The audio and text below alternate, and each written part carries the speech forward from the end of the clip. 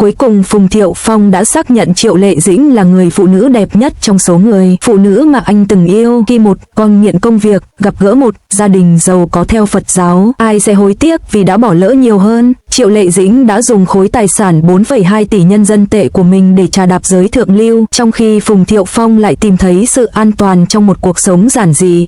Hai ngôi sao này vốn được định sẵn sẽ đạt đến những đỉnh cao khác nhau trong cuộc sống, lại được định sẵn sẽ đạt đến những tầm cao khác nhau.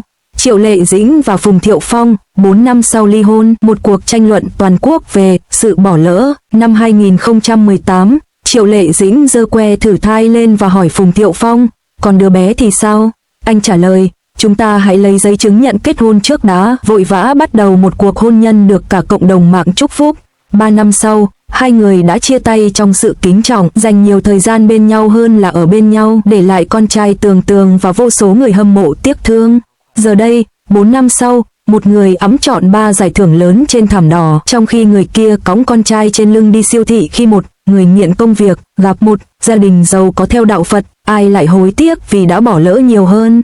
Trên trường quay bộ phim Tây Du Ký, Nữ Vương, năm 2016, mối quan hệ mập mờ giữa Phùng Thiệu Phong, Đường Tăng và Triệu Lệ Dĩnh, nữ vương của nữ vương, đã lan truyền từ màn ảnh này sang màn ảnh khác. Tháng 9 năm 2017, những bức ảnh hai người mặc cùng một bộ trang phục ra vào khách sạn bị rò rỉ, làm dấy lên tin đồn tình cảm. Không ai có thể ngờ rằng mối quan hệ lãng mạn này, được nhen nhóm trên trường quay, lại trở thành ví dụ điển hình cho xung đột giá trị. 5 năm sau, khi giấy đăng ký kết hôn chính thức được công bố, bụng bầu của Triệu Lệ Dĩnh đã lộ rõ.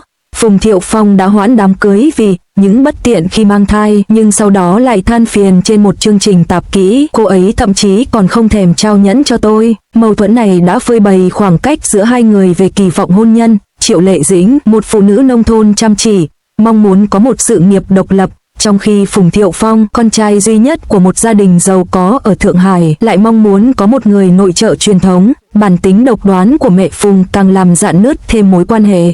Có tin đồn rằng mẹ của Phùng từng yêu cầu Triệu Lệ Dĩnh đổi tên thành Vương Phủ, có nghĩa là Vương Phủ, và bắt cô rời khỏi ngành giải trí để tập trung nuôi chồng con.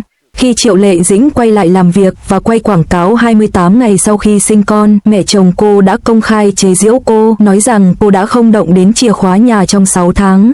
Phùng Thiệu Phong giữ im lặng trong suốt cuộc xung đột giữa mẹ chồng và con dâu, khiến cư dân mạng gán cho cô biệt danh con trai của mẹ chồng. Đầu năm 2021, các bài đăng trên mạng xã hội của Triệu Lệ Dĩnh đã bị che giấu trong bóng tối. Vào tháng 1, cô đã đăng lại một câu thoại trong phim A Flowing River, nếu bạn không thể làm được, đừng làm. Tháng 2, cô chia sẻ một bức ảnh cô đang đi bộ một mình ở vùng nông thôn với chú thích hãy tự làm mình hạnh phúc. 3 tháng sau, vào ngày 23 tháng 4, hãng phim bất ngờ tuyên bố ly hôn.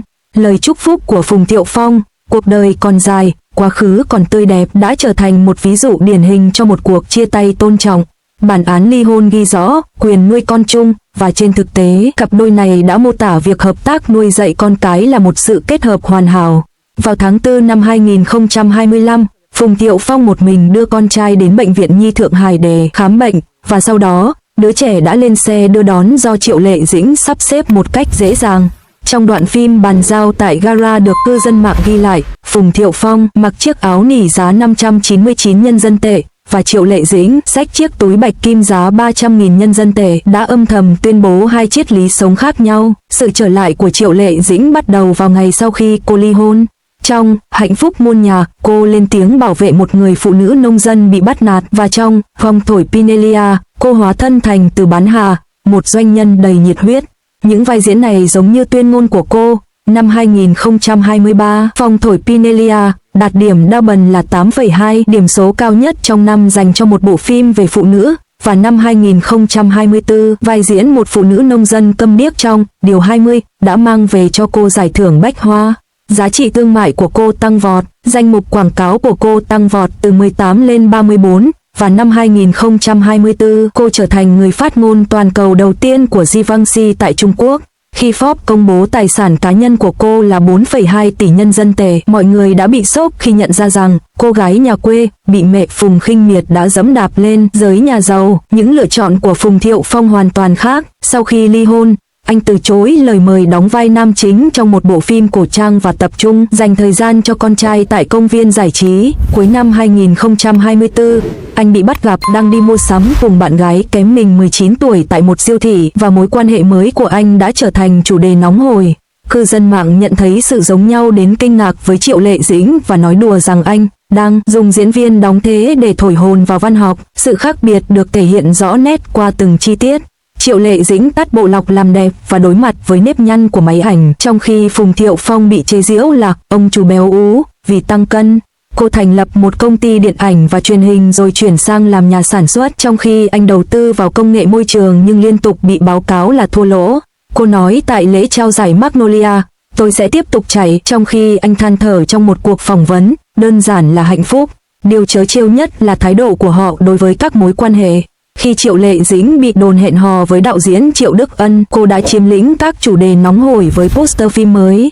Tuy nhiên, Phùng Thiệu Phong lại hào phóng đưa tình yêu mới về ra mắt bố mẹ và thậm chí còn bị chụp ảnh đang đốt kem cho cô trong một nhà hàng. Người đàn ông từng than phiền, không hiểu nổi vợ, giờ đây tìm thấy cảm giác an toàn trong ánh mắt ngưỡng mộ của cô bạn gái trẻ. Nhìn lại cuộc hôn nhân vội vã đó, Phùng Thiệu Phong từng bày tỏ sự bất an trên một chương trình tạp kỹ. Em thật sự yêu anh hay chỉ là sắp cưới? Hành động của Triệu Lệ Dĩnh đã cho thấy câu trả lời khi Minh Lan trong Minh Lan Chuyện nói em chỉ có một cuộc đời này để sống, làm sao em có thể thỏa hiệp. Cô đồng thời xé toạc kịch bản của những cuộc hôn nhân giàu có ngoài đời thực. Giờ đây, anh tận hưởng sự ổn định khi được cưng chiều như kho báu trong lòng bàn tay, trong khi cô bị ám ảnh bởi cảm giác hồi hộp khi chinh phục các vì sao và biển cả. Cái gọi là cơ hội bị bỏ lỡ chỉ đơn giản là kết quả của hai ngôi sao định mệnh đi chệch hướng.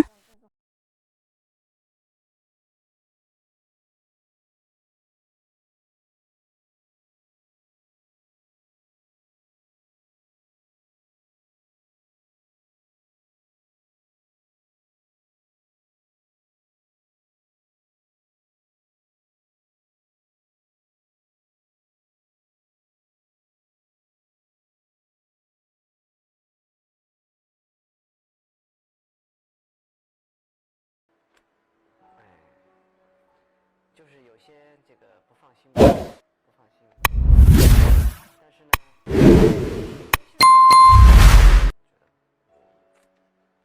我很能够照顾好自己。